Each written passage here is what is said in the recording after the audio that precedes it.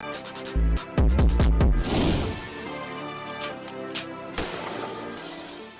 going on, everybody? You're now tuned into the Re-Up Podcast. With me, as always, is my co-host Hector61, and today we have a very special guest joining us live on Zoom. Our next guest developed her love for music and nightlife early on in her career, creating a blueprint and becoming one of New York City's youngest and prominent upcoming DJs. She has come across many media personalities and rising artists such as Bali Baby, Taxstone, and Abby Jasmine. She's also been featured on ID Magazine and collaborated with brands such as V-Files as an on-air camera host and entertainment reporter. She's here with us today to talk about her music career and where the future lies. Let's give a warm welcome to the talented and beautiful DJ Nolita. Thank you. That was a great introduction. Thank you. We appreciate it. That was a great introduction. Bro, we get that all the time, but me and Mateo always... You gotta do research. Yeah, exactly. That's what I was just about to say. We always gotta do our research. I appreciate that because a lot of people don't do their research for interviews. Which I don't get. It's so disappointing. The whole point of having an interview was to research the person, ask questions based on that research. So I don't understand. These days, I feel like a lot of media outlets they don't even really care because a lot of them put a lot of misinformation up and stuff like that. Like I feel like, if every media outlet is talking about something, they think that they should talk about it just because. So it's refreshing to be on the podcast and you guys actually did research. We appreciate that. Thank you so much. For real. I was going to say, bro, that she kind of sounds like Denzel when he was actually talking, somebody telling them that a lot of days now, she has a point. Like, people don't do their research, and it's not really about the work itself. It's more about who gets it out there first. You know what I'm saying? So, like I think that's, that type of journalism is dying. But us, we actually do our research, and we actually love what we do. So, first off, we're happy to have you here. Thank you for coming on. Here. Yes, thank you for having me. I think so. All right, so let's get it started. Before we get into any specifics, though, Nolita, on your life, we've got to get your opinion on an ongoing issue that we got at hand, and we've been addressing with our guests the last couple of weeks. Okay. We've seen how police brutality has affected minorities, more specifically the African-American community, but it always seems to stem back into a racial kind of standpoint. So what was your initial reaction when you saw the George Floyd killings almost now a month ago, and the backlash from the protesting it, all of it? Anytime a person is involved in police brutality is heavy on me. But, obviously being a part of the Black community and being a Black woman, it weighs a little bit heavier on me when it's like one of our people. But I unfortunately was not surprised to hear that it happened. And I think that now, and I've described this to my friends in so many different scenarios, so many different words, just in reference to so many different situations. I think now is the most beautiful time for us amidst all of the unfortunate events happening as far as COVID, as far as, the protests, like as far as, just cities getting ruined. I think that now is the perfect time for everyone to let the rage that has built up for years come out and make a difference, because generations are everlasting. Like they're never going to stop. It's always going to be procreation. At some point there has to be a change for the generations ahead of us. If, we're not we can never be in a perfect world, but if we're not in a time period where things are genuine, and as far as, genuine, I might be talking about politics, I might be talking about, anything. If we're not in a time where we don't feel like things are genuine, then we have to do something about it. We have to fix it. Things need to be right. We share this world, so it's ridiculous to me, but it needs to happen. And by any means, for us to elevate, for us to become better as a whole, what needs to happen needs to happen. And I've always been a big believer in that. I've always been a big believer in making change in yourself, making change in your situation. If you're not happy, just making change, period. So I'm completely rooting for everything that's happening right now. Speaking of keeping things genuine, a lot of people have a lot of mixed feelings over a lot of cities and states naming their streets after Black Lives Matter movement. How do you feel about that? Because I have some criticism towards that. Personally, I don't think it should bother anybody, because I feel like if Black Lives matter to you, then, not you personally, but if Black Lives matter to the people that were upset about that, then it wouldn't really make a difference. It's a street name. Right. I mean, yeah, I'm sorry. I should have explained a little better. I'm not critiquing of it as a name itself, but I've kind of seen that states, instead of defunding police departments and instead of, giving back to the community and instead of implementing police reform and arresting police officers such as the ones who murdered Breonna Taylor and other innocent African Americans, instead of doing stuff like that, they'll go out of the way to make their streets named after Black Lives Matter. And they'll do like little, small stuff like that, like it's a nice gesture, but it's not really implementing the needs and the wants of the people. Yeah, no, I absolutely agree with what you're saying. I do think that we have caused this uproar, and they're doing the opposite of what we care for. They're doing the opposite of what we want. It's almost as if like all these people have spoken out and you guys still don't get the message. And those specific people is just like, how can we spread the message? But to play devil's advocate, I will say that I think that them making the street names, like BLM and et cetera, I think that that's a way that they're trying to contribute in the way they understand. Because a lot of people are angry, a lot of people are outraged, but I think a lot of people forget at the end of the day that if somebody doesn't know something, they might just be ignorant and they might just need to be taught. As for the people who were teaching and they're just choosing not to answer, that's that. And that's their choice and that's their option and that's their right. But in the same token, it's just like, I just feel like the changes that are being made, they're not exactly what we asked for, but I do just think that that plays a part in people not understanding, still not understanding. Okay, that's a good answer. Have you ever felt marginalized or, discriminated within like your lifetime? Yeah, I moved around a lot when I was younger, and during the years of me going to middle school, I used to get bullied a lot. I was going to school in the Poconos. Okay. Middle school and like maybe a little bit of junior high school, but then I moved back to New York.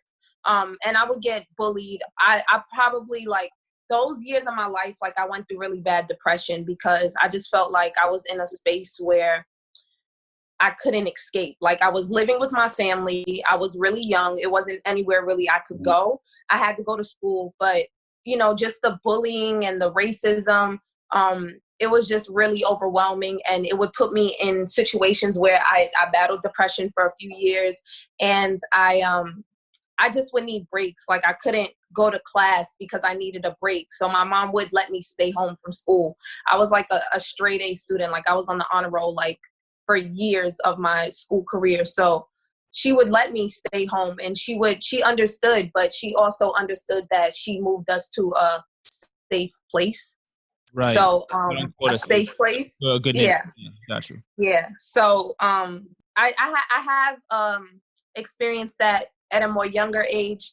I think nowadays I experience a little bit more subliminal racism.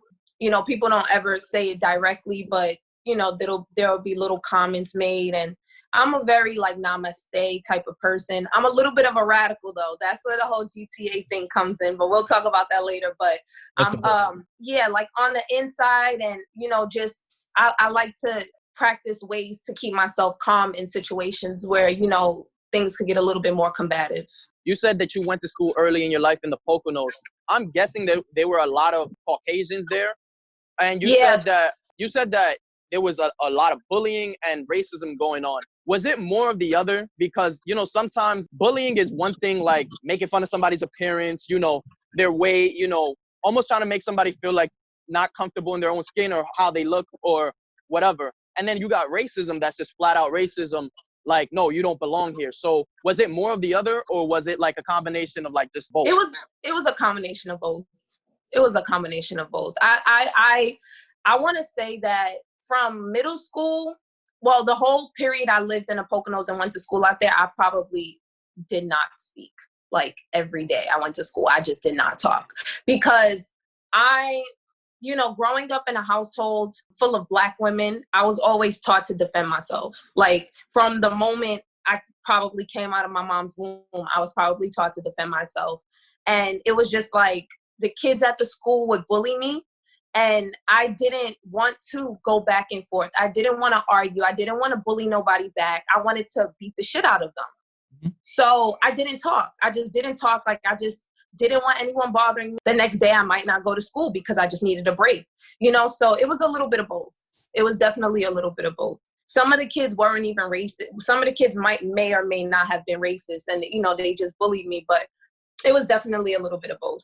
There's administrators, principals. Were they ever made aware of the situation but chose to ignore it? Yeah, multiple occasions. There were times where I was getting bullied and I defended myself, and then we both got in-school suspension. And my mom is like everything to me, because everything about this woman is like magic. Like she was able to go to school, and she graduated college, and she was in the Army for a little while, and then she started working in music industry, and then she literally can do whatever she wants, and she has done whatever she wanted. So in her being the powerful Black woman she is, she would cause uproars. Like, you're not gonna suspend my daughter for defending herself. That's absolutely outrageous.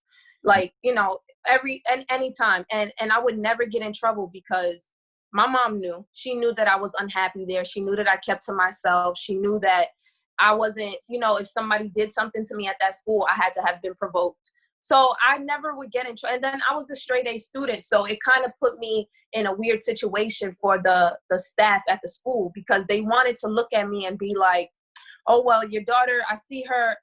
The first thing the principal would do when I would get in trouble and I had to go to the principal's office would look at my they called it a progress report. He would look at my progress report, and he would just, oh, well, and there was never anything he could say, because my grades were a student. There's nothing beautiful. Like infringing in your grades. Yeah, that my grades were beautiful. So it was nothing he could ever say. And then that just made it harder for him to pin anything on me, especially when there's witnesses, because my friends will be involved, but then there will be other people that were just in the vicinity that seen, whatever, and they would vouch and be like, well, she didn't really do anything. And then it's like, okay, well, we're sorry for putting her in school suspension, but we have to, just to make things fair. And then my mom just did not accept that ever. So that's not fair at all, honestly. That's just pretty much throwing it under the rug.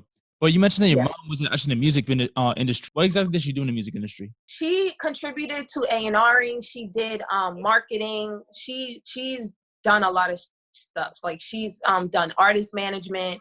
She's had her foot in the industry for a few years, but she's like retired the industry now. Nice. Are there any artists that we would know about that she's managed or A&R'd for? Probably that you guys wouldn't know about, because it was years ago. But what's funny? Like, I never actually get into in-depth conversations with my mom about like everything that she's done in the industry. I would just always know like the first layer of what she did, and that she was lit. I know one time we had an apartment in LA, and I threw a party there. And she found out from Tumblr.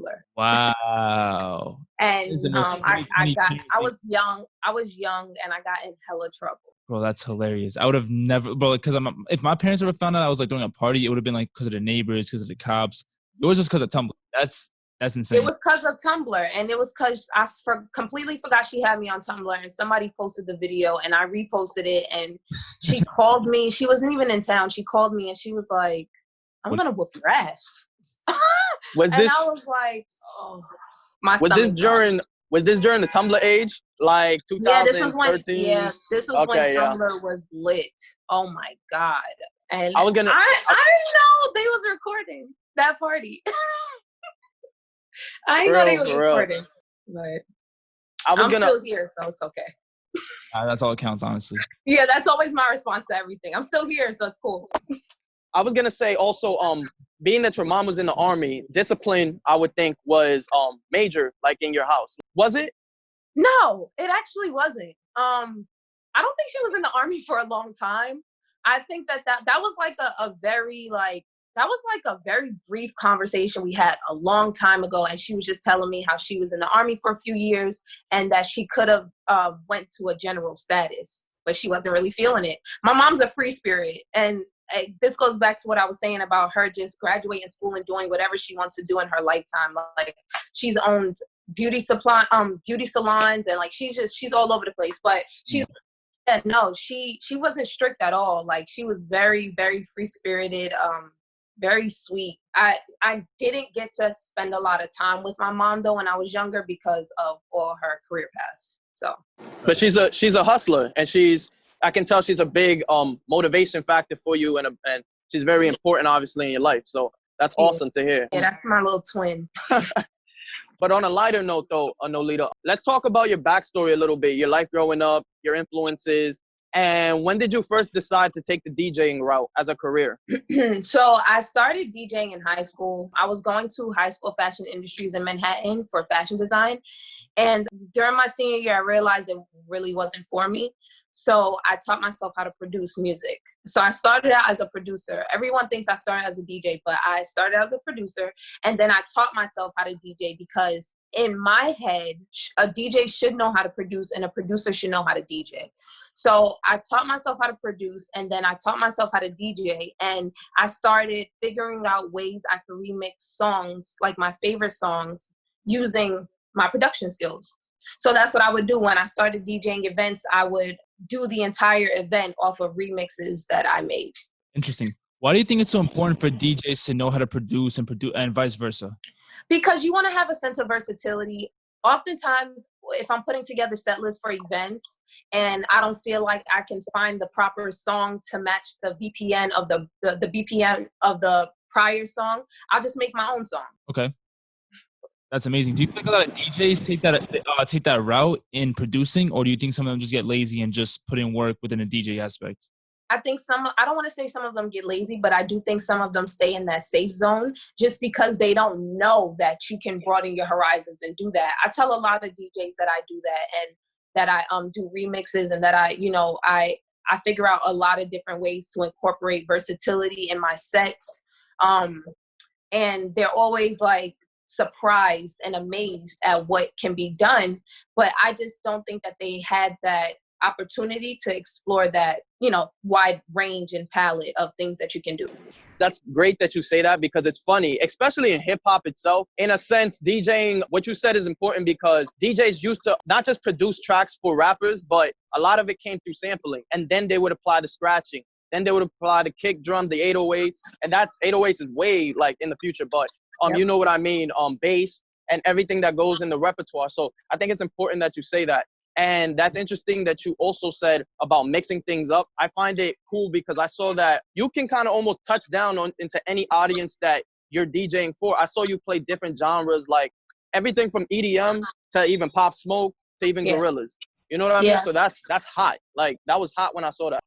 Thank you. Yeah, I try to make sure I'm very wary of that because oftentimes DJs read rooms and they don't understand that there are, a room, it might be a full hip hop room, but in the midst of that, there are different, you have to as a DJ, I feel like it's very important to introduce people to things. Right. You got to introduce people to new music. You got to introduce people to new genres. You got to introduce people to a wide range of different things. And the only way people are going to know if they like something is if they experience it. So I always try to make sure when I do my sets, I incorporate a wide range of everything so that you can get the full idea that I'm open format, that I can do any event that you may want to book me for in the future. That's definitely a good point because honestly, if I was at a party and I heard Pop Smoke and Gorillas within a DJ set, I would be lit. I'd be like, yo, this is the best DJ ever because I'm obviously a huge Pop Smoke fan. I've been a huge Gorillas fan ever since I was a kid.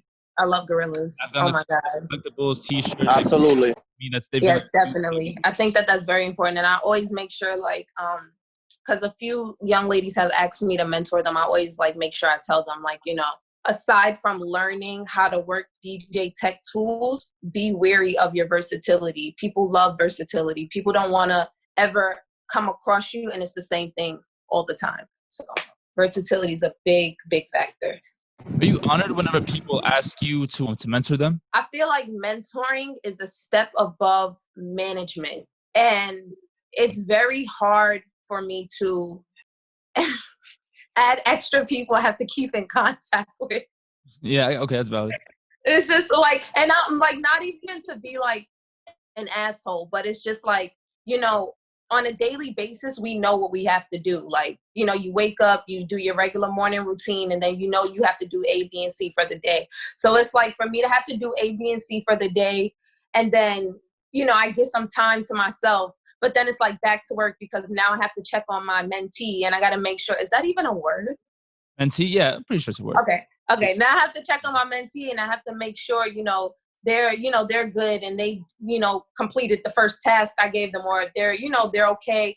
And then a lot of times too, people, I feel like my personality draws people in. So a lot of the times it becomes more of a friendship, and then they're like venting to me, and it's like, let's stay on path. Right. Because I can't do this, you know. But I don't ever like to come across as nasty. So I have a problem with, you know, saying no to a sense of people's emotions. You know, I don't ever want to, you know, blow somebody off if they have something that they need to emotionally express. So I'm like. But there's a fine line between, like you said, being a mentor and being someone's friend. Because a mentor is more of like someone who's supposed to be kind of like on your ass and like telling you what it is. A friend, while my idea of a friend is the kind of same thing. Someone who's supposed to like keep you accountable for things. It's a different relationship. So I do feel like absolutely. you might feel bad about it. Honestly, I think a lot of people need to kind of like mature and kind of like understand that, yeah, like if you want to be mentored by somebody who's like successful in a business, you got to understand this person's not your friend. This person might be friendly towards you, might show love towards you, but at the same time, they're here, you know, you're here to learn about it and to like understand how the business is. And the business isn't all glitz and glamour and all friendly. Sometimes it's the complete opposite. No, yeah, you're absolutely correct. But, you know, we know that, but a lot of other people don't know that. So it just gets hard to let them know, like, you know, let's keep this. Do you feel like the DJ industry, it's kind of like a lot of like fake glitz and glamour and a lot of aspects that aren't shown to the public for the most part? In what sense? I guess like maybe like people might think that DJing is all it is, just like playing music, or DJs get a lot of respect, or maybe it's easy to DJ or something like that, or maybe there's a lot of aspects.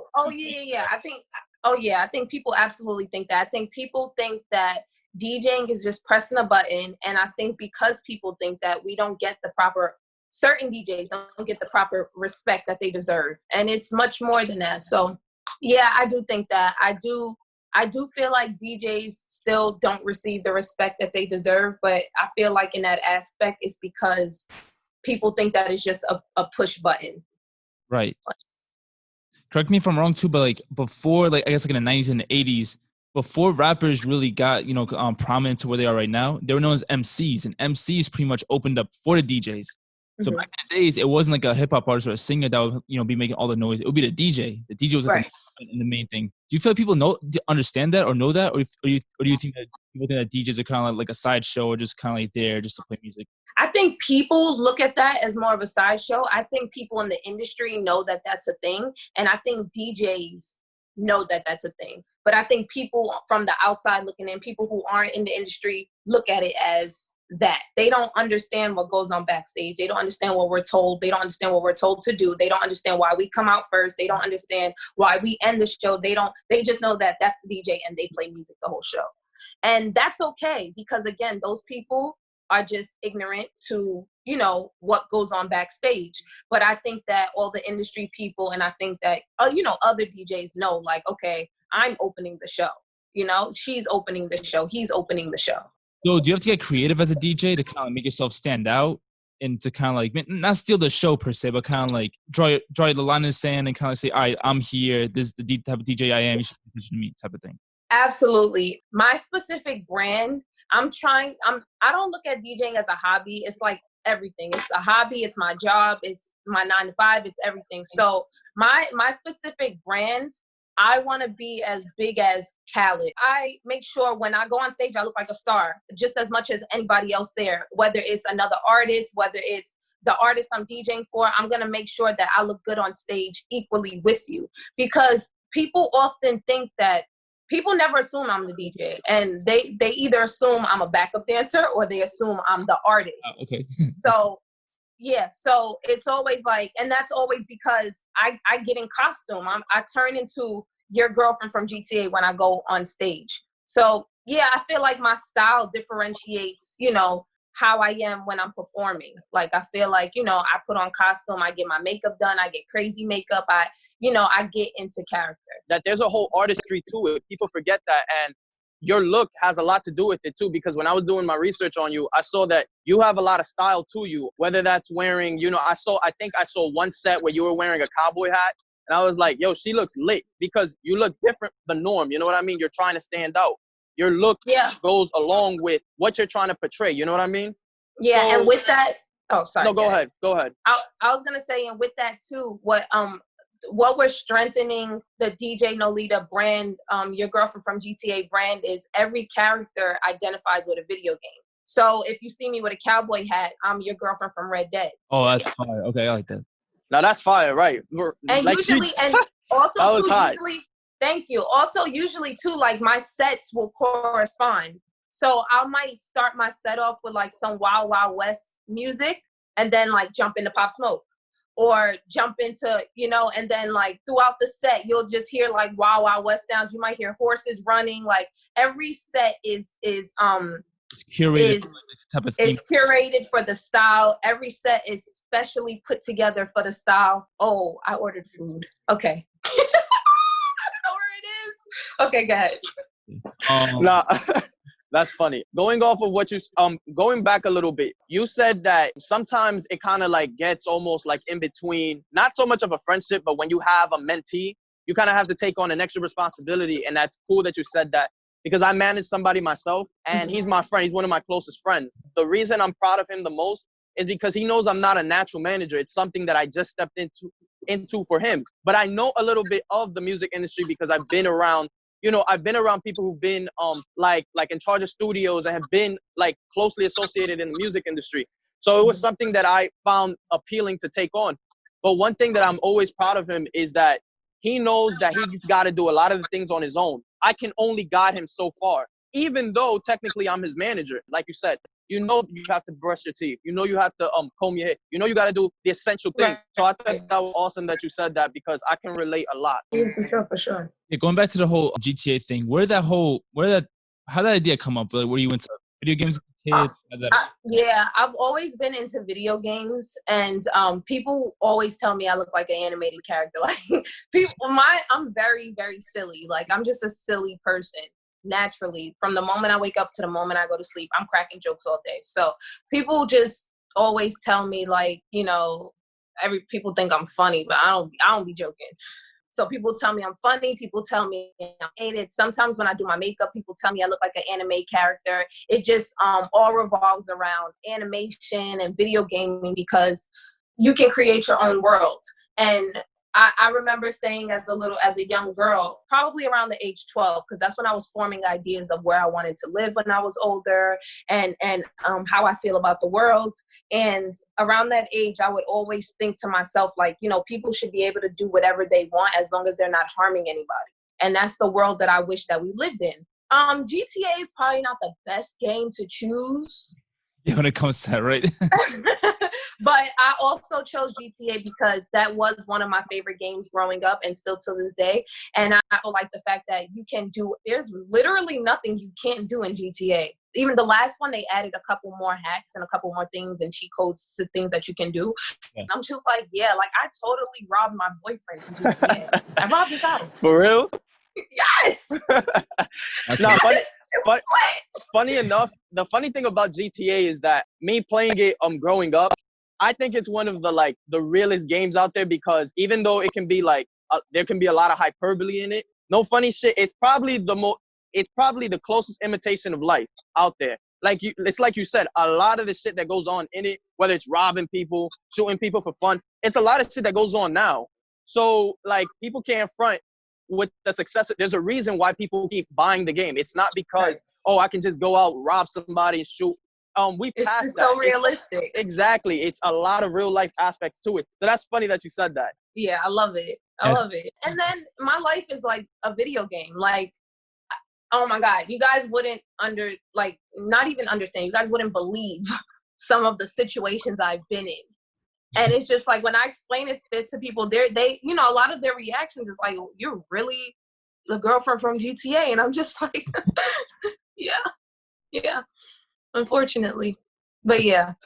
I think it's a cool concept, because you pretty much took like an alternate reality, what it is, and you kind of like brought it out to real life. Because just like in GTA, where you could like kind of control your life, the same way, like obviously, like the same way you went to DJing, the same way you've made so much connections. You know, it's not the same exact thing as a video game, but the same exact concept where you could curate your life ultra in let's say like an alternate universe, and like video games. The same way you could do it like in real life. So it's not, you still have control.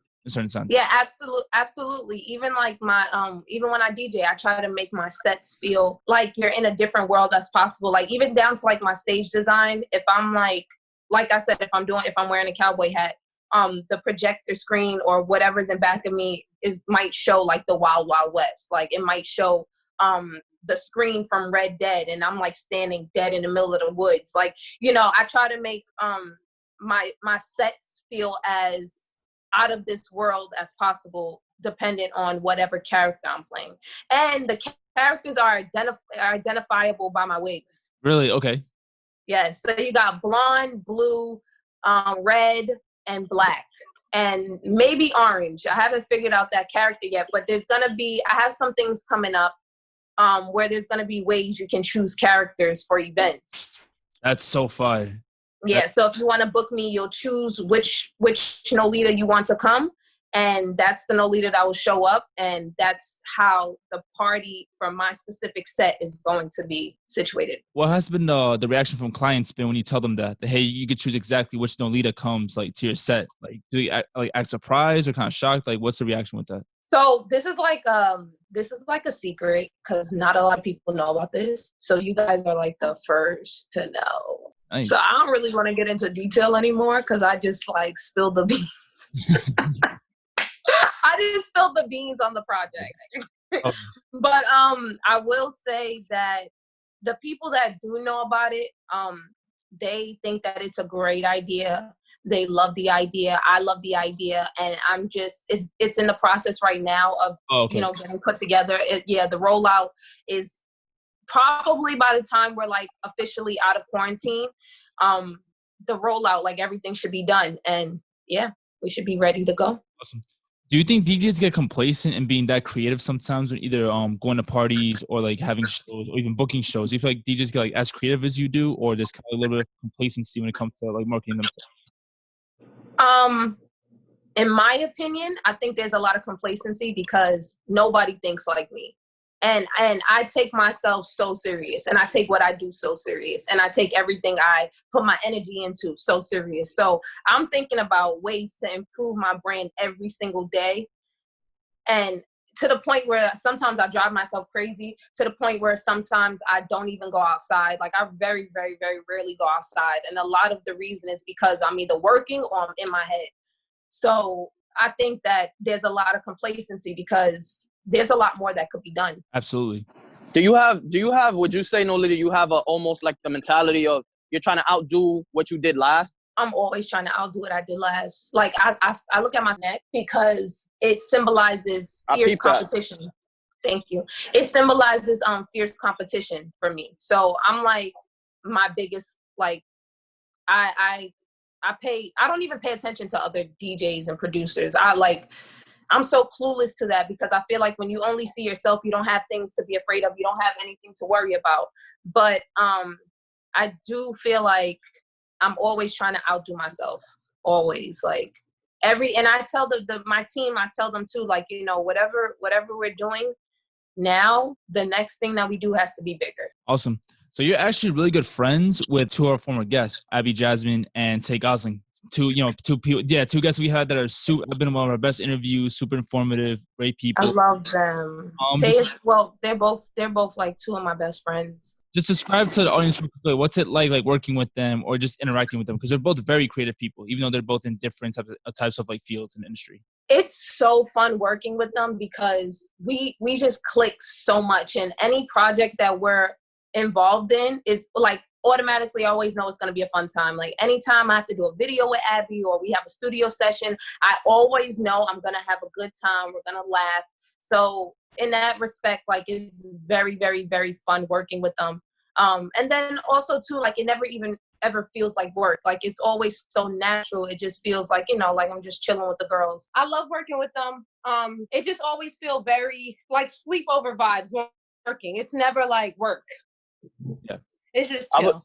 I was gonna say, you only keep winners around you because in our eyes they're winners. Because for the most part, I saw that you were featured in Abby's Groovy video. I mean, you started out, and I mean, I was laughing at the part where it opens up and you're like tugging the shit out of somebody. And that's funny because I actually a couple years ago the same kid that you were like tugging. I was at a photo shoot with him. I think his name is Jonathan. I believe so. That's, yeah. I think that's his Jonathan, name. Yeah. But yeah, he was. So when I saw all of that, I was laughing because I was like, yeah, she's late. She's definitely getting this video late. Yo. And hey, you see her come from, you know, being a PR assistant at Paper to going to Good Music and then modeling for Rihanna. So what's it like seeing, you know, your friends that you've seen come from nothing and, you know, just make almost the most out of themselves? Because Abby's on XXL now, you know what I mean? Yes. I'm like, oh my God, that just gave me goosebumps. I'm so proud of my girls. Like, because okay, so if anyone knows me, they know like I'm all for women. I'm all for women winning. I'm all for my friends winning in general. Like I want people to win, period. But, you know, more specifically, when my friends are doing it, like my friends are really doing it, it's just like, I don't know, it makes me really happy. Like I always feel grateful. I'm like probably the most supportive friend because as soon as I see something, I'm like rooting. I'm always rooting. So it's just really beautiful seeing them prosper. Like, and then like they just keep going up more and more. Like how we were saying that I feel like I have to top everything. They actually are doing it. And it's just a blessing. It's a blessing to see. It's a blessing to have such motivated friends, to have such talented friends. Like it just feels great. Like I can't, that gave me goosebumps. But yeah. That's awesome. How does it feel like other in the DJ industry, like people like Megan Wright and other types of DJs like doing really well too? It feels really good. Like I said, I want everyone to win. I try not to, I'm cool with a lot of I'm cool with a lot of other DJs, but in the same token, I try to just make sure like I'm focusing on what I'm doing. But anytime I see another DJ winning, like it's great to see. Like I really, you know, at the end of the day, I feel like I'm blessed. I don't have anything to, you know, be down about. So anytime I see other people winning, it's equally, it makes me as equally as happy as when I'm winning. Like people like yourself and Megan Wright, all these other female DJs. Do you guys feel you guys have a kind of like a responsibility, or you guys like serve a big inspiration for a lot of like younger girls out there who might want to go into DJing, but think it's sort of like a male-dominated industry? I feel like that question is really funny because I feel like nowadays, like, I feel like that male-dominated thing is starting to slowly die down. And I feel like that's starting to die down because there's a lot more women coming into the industry, but more importantly, it's a lot more women making a large impact in the industry. And I feel like, you know, at one point it was male-dominated because there were so many men. But now there's about to be an equal amount of women.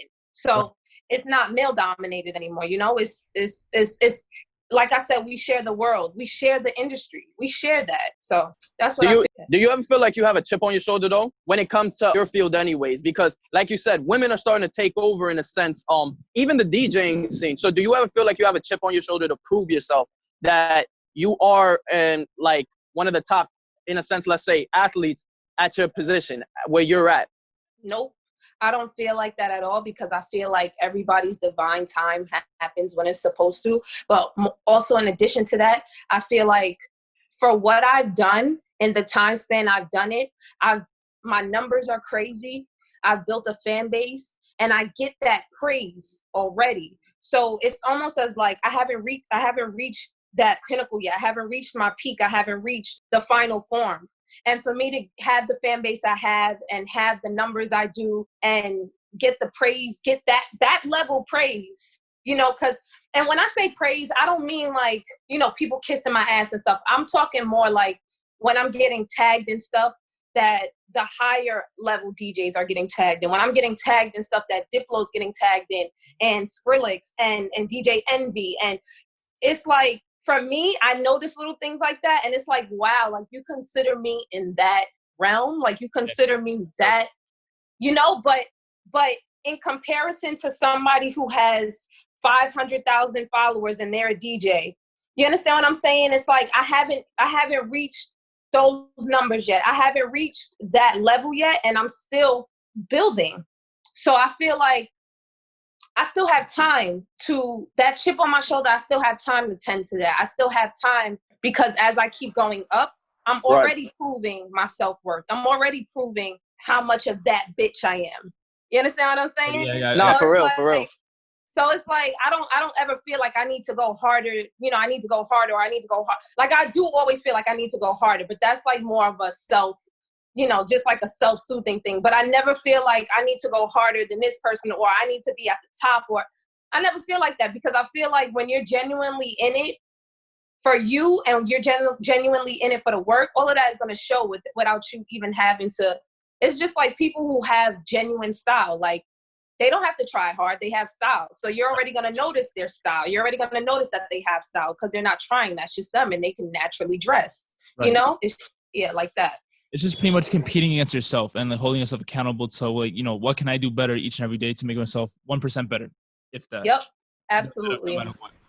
And your sound specifically and your look, it's starting to pay off, because for the most part, your artistry actually got you featured on ID magazine. And it got you featured for the nightlife events that you host. So talk to us a little bit about that and what that acknowledgement felt like. What was that like? That don't make me cry on this podcast, because That'll be a first. Okay, so that ID magazine feature, like, I wanted to be in ID magazine from the moment I started DJing. Like, ID magazine, anytime I had PR, well, I've only had 2 PRs my entire career, but from the first one to the one now, from the first one, I've always told her, like, I need a feature in ID magazine. Even my management, like all my managers, I have told them, like, I want to be in ID magazine. I want to be in paper. I want to be in nylon. ID was always on the list. So like one day I literally went to the store to get oatmeal, and then I came back, and then my face was just the first picture when you scrolled on the website. And I was just like, I probably cried. I think I cried because I was just like, yo, like, I never thought that they would notice me. I never thought that they would acknowledge me. I didn't even know I was going to be in ID. I didn't even know I was getting photographed for ID. I just thought that it was just photographers at the event. And that was that. But then they sent me the article, and I was like, what? Like, and I sent it to my mom, and that was the first time she ever heard about the dick appointment party. So she was like, the what? And then she was like, no, but congrats, I'm really proud of you. And the people that have known me for years, they know that ID was really big for me, because they've heard me talk about ID like countless times. So it was just like, it was just crazy. And then, it opened the door for a lot more events too. It did. But that's why I try to go harder than my last accomplishment, because they always open up more doors. Right. The harder I go, the more doors open up. So I just try to make sure, like, I just, do my best in everything. Why specifically ID though? I'm going to be completely honest, because they were a popular publication at that time. Like when I started DJing and I was just getting on the scene and stuff, they had just kind of came out, but they were like very popular. They had like all the finest on their covers when they first came out. And I like the style of photography. I was a big fan of Petra Collins. She was like one of the photographers for ID, like one of the home-based photographers for ID. And she just always kind of did like this glittery, magical, mystical world photography. And I was like obsessed. And then, they had good articles, in my opinion. So I was always just like, yo, like, this is like a great publication. Like they hit every point. They have everything. They talk about stuff that a lot of people don't talk about. And I just was really a fan of that magazine for a while. So that's awesome. Were you a big fan of like magazines such as like The Source, Double XL, like those type of magazine publications growing up? I will say that I didn't really pay much attention to them, because they were all like, as I was growing up, they were all like extremely hip hop based, and they featured a lot of older artists that I wasn't familiar with. Oh, okay. That I knew who they were, but I didn't really know a lot of things in depth. And then I was younger, so it was like, what am I gonna read? And nowadays they are just trying harder to stay more, they move with the times. I will say that they move with the times, because a lot of my friends are featured in Double XL, and it's just great to know that they're a magazine that now they have all the new talent featured. So what were some influences for you growing up as DJs? I didn't really have a lot. What's funny? Like my DJ career was not, like, it wasn't planned from an early age. I did a lot of hobbies and stuff because I never really knew what I wanted to do. I'm one of those people that's like a trial and run, and I'll try something and see if it makes me happy. And if it makes me happy, I'll keep going with it. And if it doesn't, I'm just on to the next thing. So I did like ballet. I played rugby. I was a cheerleader. I played basketball. Like I did all of this shit. I went to fashion design school. I'm very out there. I didn't decide I wanted to DJ until after I taught myself how to produce, because I initially just wanted to be a producer. Like I didn't even think about DJing. And then I thought about it and I was like, if I'm a producer, I should know how to DJ. I didn't really have any influences because I decided, in high school that I wanted to DJ. And it was just like the most random thing. Like even the production process, like it was all just the most random thing. I grew up with DJ Kid Capri. Okay, dope. He's like an uncle. Yeah, he was like an uncle figure to me. And I was really close with his daughter. So he would like pick me up in the city, and then he would like pick her up from her grandma's house in Harlem. And he That's would, Vina Love, right? My fault. Vina Love? Yes, yes. Okay. Yes, I was her DJ for a while too. He would like pick us up and we would just like go to his house and we would chill, and he would take us shopping and out to eat, and we would just have a good time. But then that, like, being around him, just being around like musicians growing up, it kind of influenced me, because I'm like, you know what? Maybe I should do music. Like I was going to school for fashion. I hated it. I said, you know what? Maybe I should do music. I might like that. It's so much music around me. So nobody directly influenced me, but I guess, family and friends and family friends and stuff influenced. Yeah, because sometimes influences, they don't directly hit you. Like you're like noticing that the influence. Like for example, like before I even realized that I wanted to get into podcasting, I was a huge Tim Westwood fan growing up. Right. Like he's a huge DJ in Europe and in the UK. Like there's a whole bunch of interviews, and I would see how he would interview Lil Wayne, Eminem, these other people, and they were always like so interesting. But I didn't really I couldn't like conceptualize or like formulate at the time like why I was so into interviews until obviously I got older and I started getting into this type of industry. So it's like stuff like that. Sometimes you don't realize like who influenced you until you're actually doing what you were always meant to do, if that kind of makes sense. Absolutely. Yep. Basically, that's why I feel like after I figured out I had fun with DJing, I was like, I think I'm just going to do this. And it's so funny because I never went to college. I didn't go to college. But my mom told me when I graduated high school that I had a year to prove to her that I could make a living out of this and I can do this. And she said if I didn't do anything by a year, I was going to have to get a 9-to-5, or I was going to have to go to college. And I was like, oh. Nah, fuck that. You trying to take the bad bitch away? I'm just kidding. Stay in school. Everybody stay in school. Well, yeah, but also like go pursue your dreams, and also to it. Absolutely. If being a DJ makes you happy, or something else that isn't 9-to-5, not that there's nothing wrong with being a 9-to-5 person. Or I mean stay in high school. Just stay in high school. High school, yeah, definitely high school. High school, the minimum. But yeah, college is definitely a choice. Like, and that's a choice.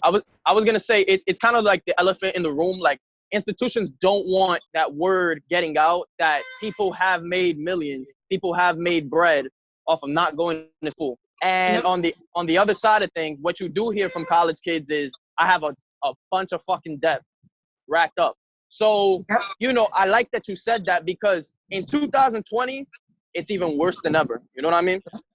And something else that's unspoken is the fact that they don't even teach you things that you need to know in the real world in college. Like when you get to college, yeah, you might know some things like politically and, specialized in whatever you're studying. But like, you could learn that by yourself, technically. A lot of this shit is Googleable. Googleable. Yep, exactly. Everything. Yeah. For real.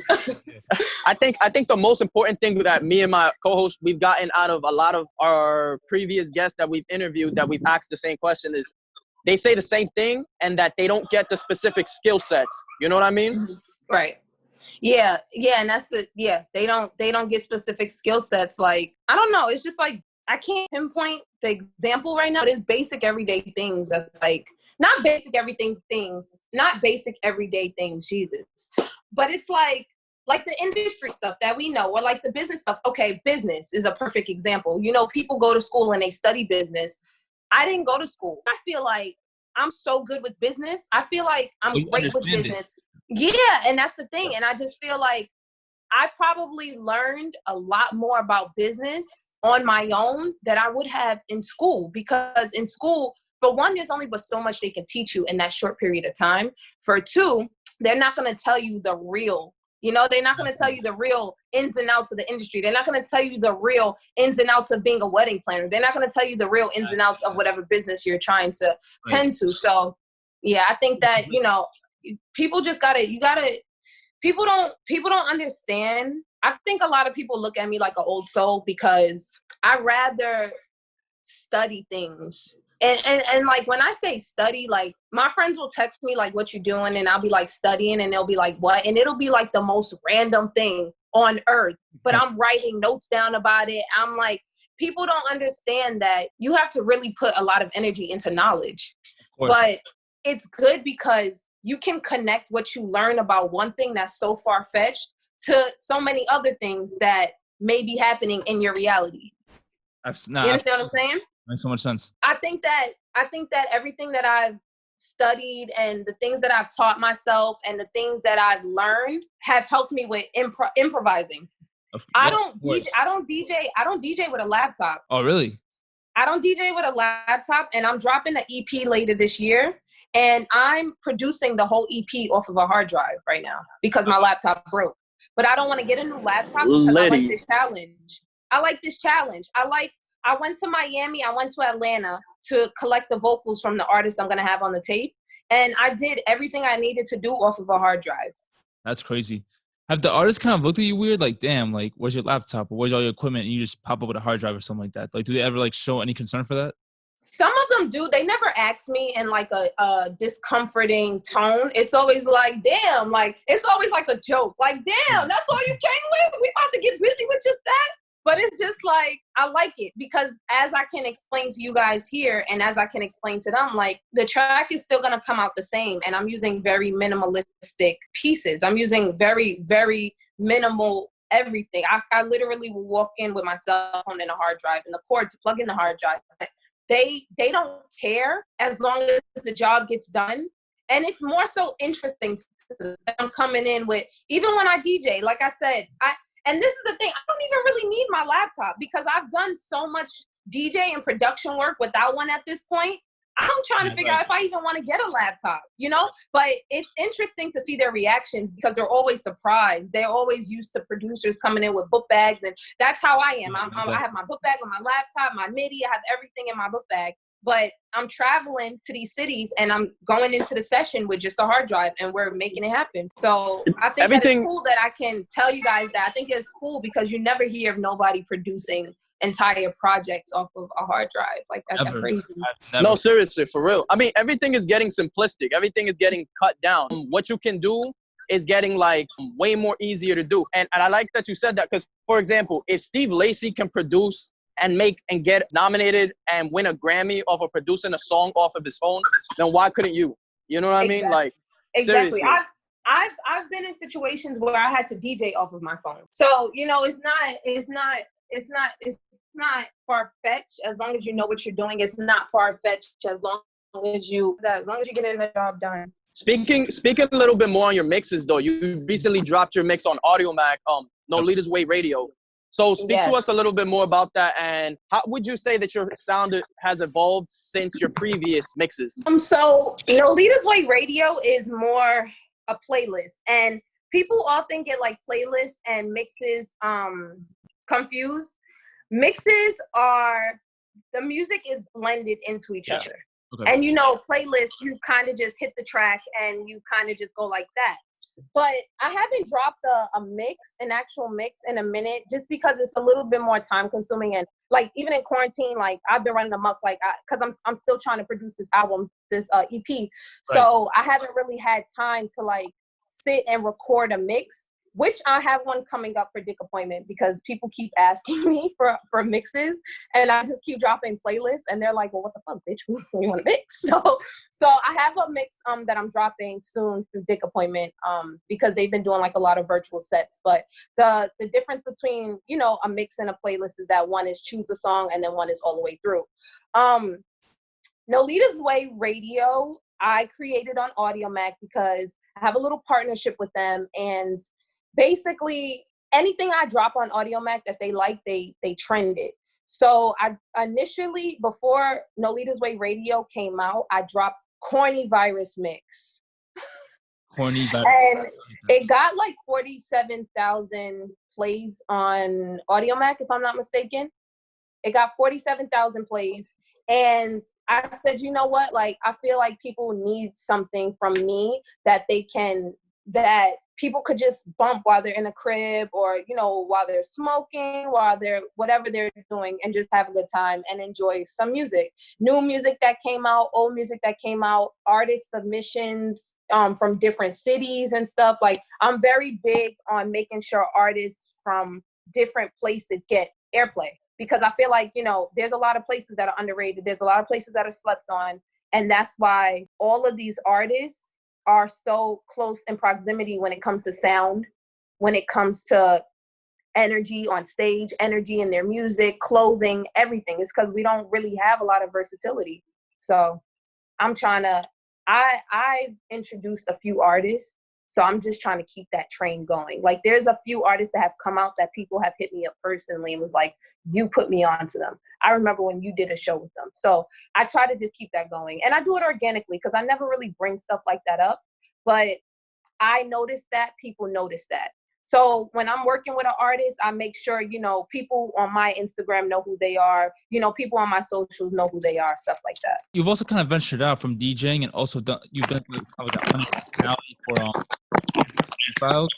So talk to us a little bit about that. How was like that experience with V-Files? That was great. That was actually my first entertainment reporting job. And someone told me I should get into entertainment reporting because they said that I'm really good with speaking. I'm really good with getting point across. I'm really good with interviews, blah, blah, blah, blah. That, because I feel like I'm personable. I'm good with jokes, and I'm good with conversation and stuff like that. So I was like, you know what? I think I could do that. And basically, that was the first one that I did, and it was great. I had a lot of fun. It was a women's empowerment festival. And and it was like a bunch of vendors, and I basically just I was a representative for V-Files, and I just went around the entire festival, and I interviewed the guests, and I asked them what women empowerment means to them. And just great. I met a ton of people. I got a chance to meet Doja Cat. I got a chance to meet Queen Naja. And I got a chance to meet like a ton of girls that I didn't even know were going to be there, that were fans of me. And then the next day, V-Files invited me back to do like a meet and greet. Oh, that's awesome. Would you ever consider doing more personality type of stuff, or more like, I guess, like on like media type of jobs in the future? Oh yeah, absolutely. I eventually, and I think that I'm good with comedic acting. Right. Like, I'm really good with acting on the spot. Like, I'm really good with making situations funny. Like, I'm really good with just speaking and conversation and you know, excluding being on camera. Personality. Okay. And personality. So that's something I want to dip into, and definitely I want to do more media stuff. We're looking to start working with we're trying to start working with, well, I'm putting it into the universe. I want to work with MTV. I want to do like MTV TRL. I want to talk for them. So ooh, that'll be so fun, honestly. That's what I would love to do. And I just feel like that's what I'm talking about. I feel like, huh? I was like, that's what I'm talking about. Oh yeah, I just feel like that would go. I feel like that would go with my brand a lot too, because MTV's fun. You know, MTV. I was definitely in tune when I was younger, but I'm a little weird because I was like watching HBO Oz when I was like 9, so I was like pretty hip to like MTV and like just shit I should not be. Like, I probably shouldn't have said that. Yeah, just shit that I shouldn't be. I mean, my mom wasn't home, so it was nothing else to do. Like, it's all good. All right, awesome. Sorry, mama. Nah, but I was gonna say also, you probably hear this a lot, but you talked about previously how you hated fashion, studying fashion when you were at fashion industries. But have you ever thought about crossing over and doing the modeling thing? You probably been told that 1,000 times that you could model. That's so funny. My grandma says that all the time, and then like the older women in my neighborhood, and sometimes the drug dealers be saying that too. Like, you a model, you should model, and I'll be like, you know, damn well I ain't no model. You got me on Instagram, but no, I actually got forced into modeling when I was in high school. I didn't have all my gym credits, and we had like an annual fashion show, and it was like, do the fashion show or you fail. So I had to do the fashion show, and I don't know if the teachers were trying to give us like a real taste of the fashion industry, or I don't know what that was about, but they would like call us fat and like offer us fruit. Yeah. And yeah, like I would miss class. Like I would miss so much class because I had to go to fashion runway practice in the auditorium. Like it was crazy. And it was like, I don't know if the teachers were trying to do that to give us a sense of how the industry was, or they were just completely like abusing their power. But I just like, I don't mind doing face shots, and I don't want to walk down runways, and I don't really want to do that. Like I'm open to it, but I don't want a career in modeling. Like I'll be a guest and do like a fashion show for Fashion Week or something like that. I'm totally with that, because that's like a one in a lifetime opportunity. Not many people get, asked to walk runway, but I would do it, but I wouldn't make a career out of it. Okay. Well, I've seen your Instagram feed, and you're definitely very photogenic. So would you be open to maybe like working with like more photographers or more like videographers, like maybe like produce more content for yourself? Yeah, but it's so funny because that's dependent on how they approach me. Right. I it's so funny because people notice that I take like a lot of phone pictures, and a lot of the times when I do have like photograph photos, it's when I'm working, because I'm not like a rapper. I don't feel the need to have someone walking around me taking pictures of me on a camera. I feel you. It's not that serious, but I think people think because I take a lot of pictures on my phone that I don't have offers from photographers and videographers. And I do, I have a lot, but I have like a set palette. I have like a colorful palette of photographers and videographers that I work with all the time. And I really only ask them to come out for like events or things that I have to work. I am going to get more into just like my pictures being all photographed, just on a more professional and a more on a branding standpoint. But I work with who I work with because I feel like they make me feel very comfortable. I've built friendships with them outside of I've met all of the photographers that I work with. I've met them to work, and then we built friendships, and then it's like they are just my photographer now. And we're friends too as well. But they all make me feel comfortable. They all know my angles. It's a lot more convenient for me to just work with people that I know have a good they have good intentions for whatever we're doing. And I know that, I'm going to get the photos, and I know that they took photos that I like, took a bunch of photos that I like. I'm very open to working with new people, but it's just how they approach me. Like a lot of photographers don't approach me correctly, or like they're just too like aggressive, or they want me to come when they want me to come. And it's like, it doesn't work like that. If you hit me up, we have to figure that out together. Like you can't be so aggressive.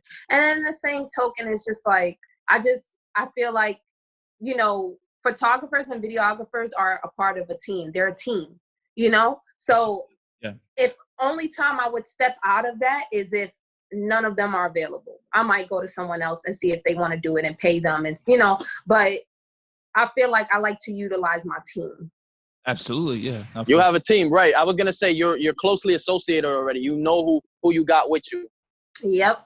It's not a big team. I'm still trying. Well, now I'm trying to build it bigger because there's a lot more things happening, and just a lot more jobs on the table, and just a lot of things going on. So I'm trying to build it stronger. But for the most part, I have a manager, I have a publicist, I have photographers, I have videographers, I have interns. And I feel like that's big enough for where I'm at with my career. I feel like that's enough. I never try to overdo things or overstep myself, because a lot of times people think like, people see that I have a PR and they feel like they need a PR. Right. And it's like, my advice is don't do that until you actually feel like you need it. Don't get one because you feel like you need one. I have one because I'm a little reckless on social media, and they have to be there to be like, look, like, don't tweet that. Down a little bit.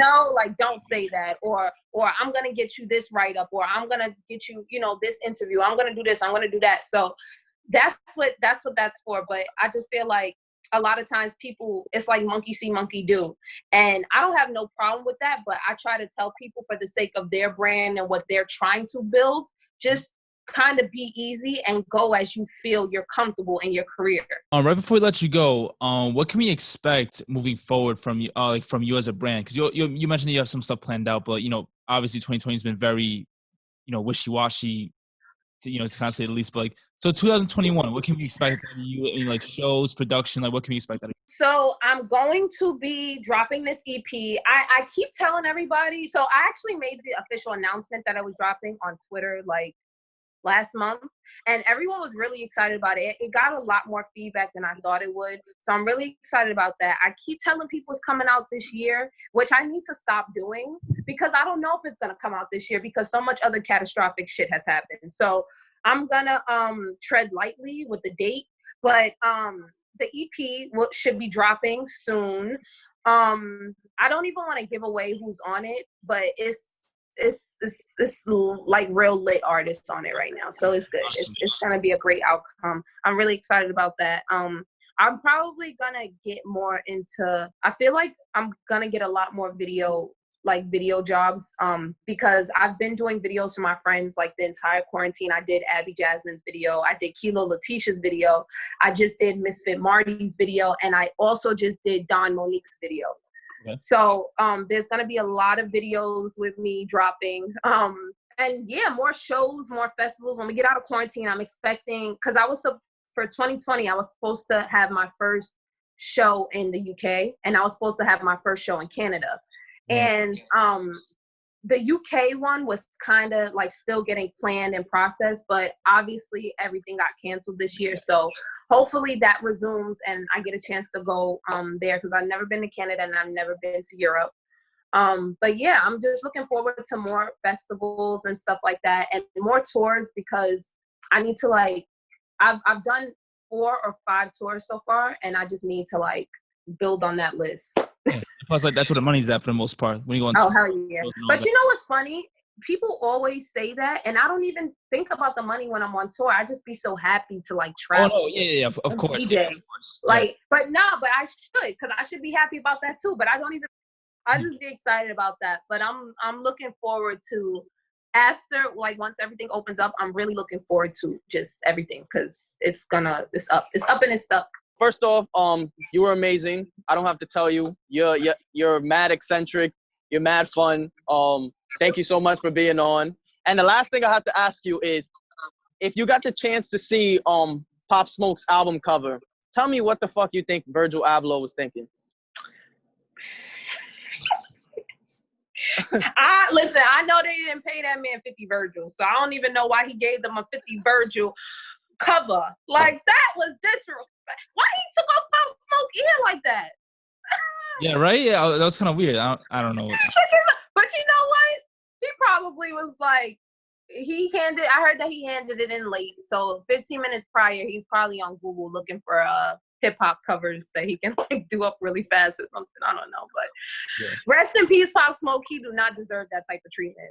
He don't, honestly. I was pretty shocked when I saw the final version. I was like, there's no way they're gonna release this. Then Steven Victor went on his Instagram and announced that they were gonna revamp the whole idea. And I was like, yes, that was probably he's missing an ear. I mean, I feel like for real. I feel like it's what is that even in question? Are we even questioning if you guys want to redo it? Because it's just this is completely unacceptable. The man is deceased. Yeah, worse. And then honestly too, I don't want to say anything because I don't want to get in trouble. But yeah. Yeah, it could have been better done. Yeah. Virgil has to do better. Yeah, absolutely. All right, but anyways, we want to thank you for having us on the show, for you being on the show with us. You're our first DJ we've had, and it's awesome to kind of get the perspective, because, like you mentioned before, obviously you guys kind of get the short end of the stick when it comes to the creative process, but definitely appreciate it. Obviously. No, thank you guys for having me. I really had a good time. I really had a good time having this conversation with y'all, and I enjoyed the questions that you asked, so appreciate that. All right, awesome. Ladies and gentlemen, this is Re-Up Podcast. We'll catch you guys next time.